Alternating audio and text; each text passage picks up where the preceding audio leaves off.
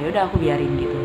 Tapi selanjutnya tuh kayak ada suara lagi, ini tuh 3 kali lagi, kayak 3 kali kan, dari 2 kali ini 3 kali.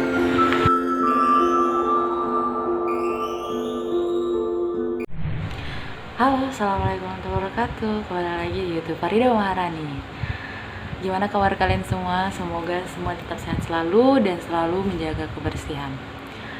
Oke, jadi di video kali ini aku mau buat video tentang paranormal experience aku.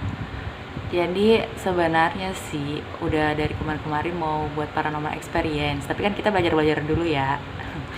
Baru pertama kali gitu ya buat video kayak gini. Jadi mungkin kali ini aku mau nyoba buat video tentang paranormal experience aku. Jadi kita langsung aja ke ceritanya. Oke, jadi cerita yang pertama. Jadi ini aku nge-share kalian tentang yang gituan, yang begitu. Coba, pokoknya yang begitu. Oke, jadi ceritanya ini aku kan emang sekolahnya di pesantren. Nggak usah disebutin nama pesantrennya, aku sekolahnya di pesantren gitu. Terus kalau nggak salah itu kelas 2 SMP.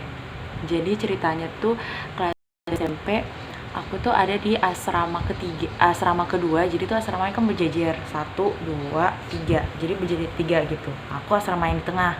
Nah, di asrama yang di tengah itu aku ada di kamar, aku pertamanya di kamar 107. Nah, terus itu kayak ada perpindahan kamar kan. Jadi pindahnya ke kamar ternyata aku pindahnya ke kamar 105. Nah, sebenarnya itu gini ceritanya. Jadi pas perpindahan kamar itu kayak kita tuh suka dapat spoiler kita tuh dapat kamar barunya di mana gitu kan ya. Pasnya itu banyak teman-temanku tuh yang pada nggak mau di kamar 105 itu soalnya kayak kamar 105 itu emang udah banyak cerita-cerita tentang gitunya gitu loh, dan di situ emang ada somethingnya yang she has a name, maksudnya kayak pokoknya dia udah punya nama gitu, saking udah seringnya di situ kan ya. Terus akhirnya tuh aku mikir kayak enggak, aku nggak mau di 106 gitu kan. Nah, saking mikirnya itu sampai ke bawah mimpi. Nah, jangan dulu ceritain mimpinya, ntar aja. Nah, ternyata tiba-tiba kan pindah perpindahan kamar kan, udah pengumuman, ternyata bener aku tuh pindahnya ke kamar 105. Nah, di kamar 105 itu kayak aku tuh kayak ala-ala nggak notice sama yang kayak gitu-gituan, jadi bodo amatan sama mereka, tapi tetap mikirin gitu. Terus pada satu saat, ini yang kejadian pertama, dia tuh mau sholat isya. Terus kita kalau sholat isya kan di masjid. Nah, pasnya itu kayak udah mau terlambat banget nih ke masjid kan. Kalau terlambat ke masjid tuh kayak ada hukumannya. Jadi aku tuh buru-buru banget kan, datang habis wudhu dari kamar mandi, terus masuk kamar nyari tas sendal. Nah, itu tuh kayak sebel banget gitu loh, soalnya kan tas sendal aku tuh bingung di mana ini loh, aku nyimpannya di sini tapi aku nggak ada gitu kan. Terus tiba-tiba pas keliling gitu kamar, terus saking sebelnya kan aku nyebut namanya itu di kamar itu. Terus itu cuma sendirianku doang di dalam kamar, terus nyebut nama itu, dan pas nyebut bener-bener kayak langsung merinding, dan tiba-tiba udahlah, tas sendal manapun aku langsung ambil, langsung ke masjid kan. Udah, itu cerita yang pertama, itu yang bener-bener kayak sebenarnya aku nggak notice, tapi gara-gara kesel ya, jadi aku nyebut dan tiba-tiba gitu. Nah, ini mungkin masih biasa aja ya. Terus sampai suatu saat, jadi aku itu kan ikut kayak lomba pidato gitu. Nah, lomba pidato, jadi lombanya itu sampai sekitaran tengah malam lah kan lombanya itu di outdoor. Nah, pas itu jam 1-an udah selesai pembagian sertifikat, udah selesai beres-beres, dan aku juga udah siap-siap nih ke kamar kan, jalan ke kamar. Udah sepi banget, asrama tuh udah sepi banget. Jadi kayak udah tinggal aku doang di asrama. Gitu kan. Nah, habis itu terus aku masuk kamar kan. Jadi orang-orang di kamarku yang di 105 itu kayak udah bobo semua gitu, udah bobo. Jadi tinggal kasur aku doang yang yang kosong kan. Udah, aku pergi ke ke kasurku. Nah kasurku tuh pas depan lemari aku. Jadi kan kalau buka lemari tuh emang kayak ada suara krik gitu kan, ada suara krik. Nah di belakang lemari aku itu langsung gudang, jadi kayak tempatnya kita nyimpan koper-koper kita dan lain sebagainya, tempat alat mandi apa segala macam, mau tempat gudang lah di situ. Nah yang sebenarnya aku nggak mau mikir macem-macem gitu ya, sebenarnya aku nggak mau mikir macem-macem, tapi pasnya udah aku masuk kamar, terus aku tuh beres-beres kan, buka aksesoris apa segala macam, terus simpan ini segala macam kan, terus tiba-tiba pas buka lemari pas buka lemari, jadi tuh nggak, jadi sebenarnya lemari aku tuh nggak terlalu kenceng gitu loh bunyi kriknya gitu.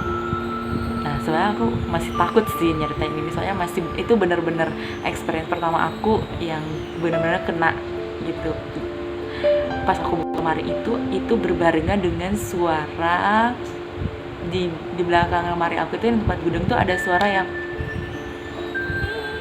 gitu juga, ini kayak gitu.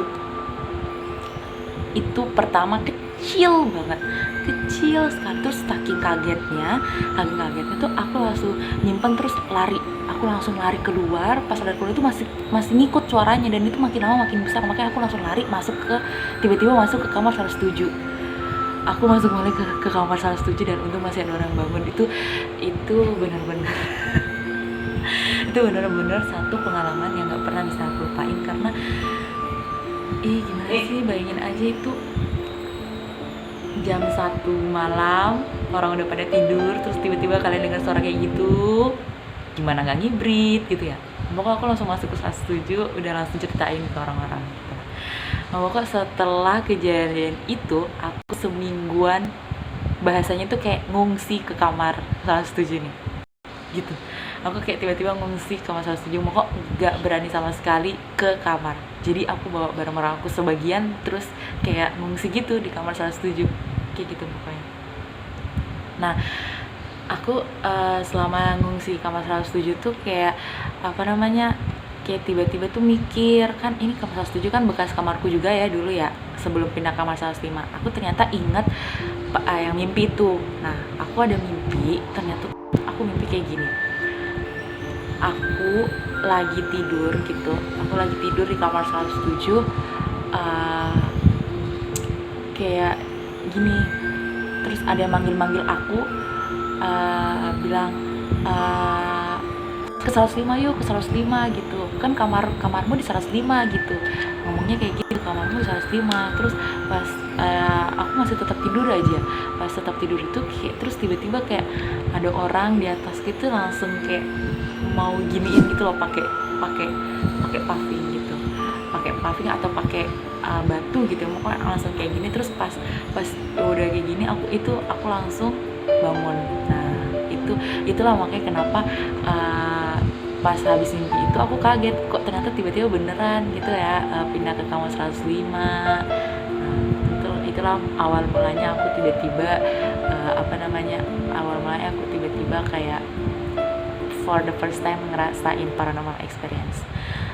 Dan lagi satu lagi, jadi pas selama ngungsi di 107 itu aku kayak ditanyain gitu loh sama orang-orang kamar, kenapa sih kamu ngungsi gitu kan gitu. Terus aku ceritain gara-gara habis dengar suara ini gitu di belakang lemari, jadi aku ngungsi. Terus katanya jangan terlalu sering gitu kan, karena nggak enak juga, seharusnya kita sekamar kan kayak gini-gini gitulah, gimana kalau satu kamar kan. Akhirnya aku pas pagi-pagi kayak habis subuh gitu, akhirnya nyoba deh ke kamar kan.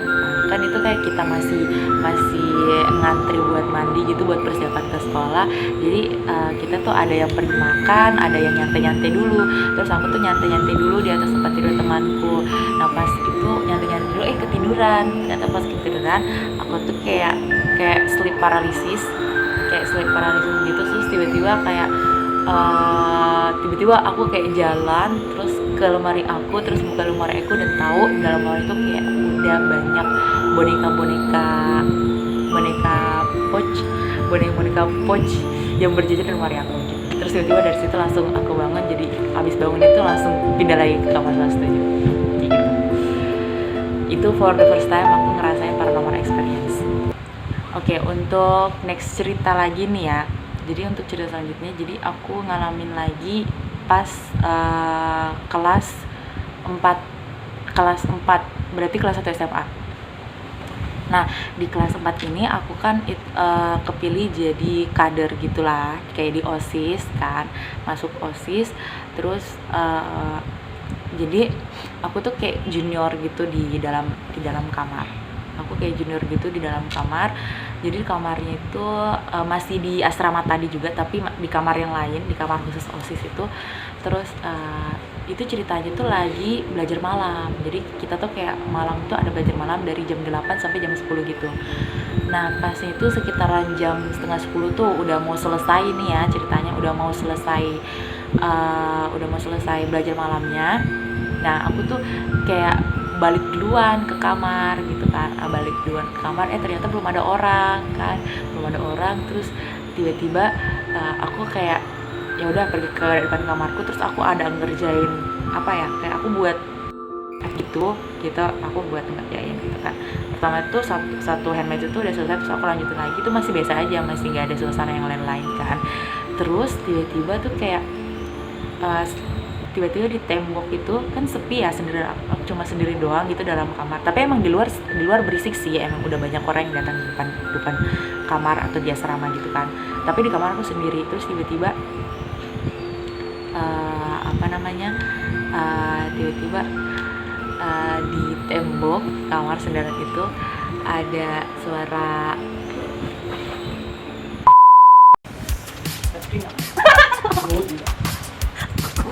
ini tuh cerita horor. Oke, terus tadi kan aku sendirian di kamar kan, habis dia itu buat handmade itu. Terus tiba-tiba di tembok tuh ada suara yang ketok-ketok gitu loh. Gimana sih gini? Nah gitu, ada yang gitu kan. Tapi kan temboknya tuh tembok bukan apa sih ini nggak tahu, tembok. Terus ada yang kayak gini. Nah kayak gitu kan. Itu pertama kayak 2 kali saja gitu kan. Terus ya udah aku biarin, kirain kan di orang kamar sebelah sama orang kamar sebelah kan. Soalnya aku kayak kamar tengah-tengah gitu, jadi samping kiri ada, samping kanan ada gitu kan. Terus ya udah aku biarin gitu.